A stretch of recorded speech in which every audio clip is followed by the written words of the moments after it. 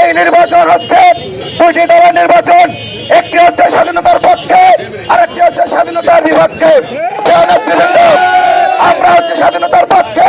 আপনারা জানেন 1971 সালে পাকিস্তানি হানাদের মাধ্যমে আমাদের মা বোনদের ইজ্জত লুণ্ঠন করেছিল কারা? এই জামাত। এই আমাদের মা বোনের ইজ্জত লুণ্ঠন করেছিল। নেতৃবৃন্দ, আমরা এই জামাত এখন ভাবে নির্বাচন করে দেখছেন।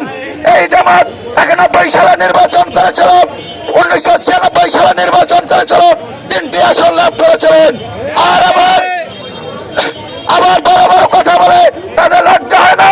তারা 2001 সালে বিএনপির করে মাথা ভার করে মাত্র 17টি আসন লাভ করেছিলেন। তারা আবার একক স্বপ্ন দেখেন।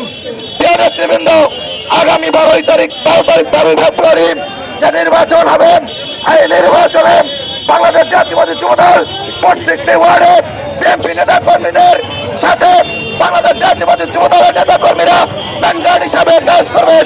এই বলে আমার আশা ব্যক্ত করলাম। খোদা হাফেজ। বাংলাদেশ জিন্দাবাদ।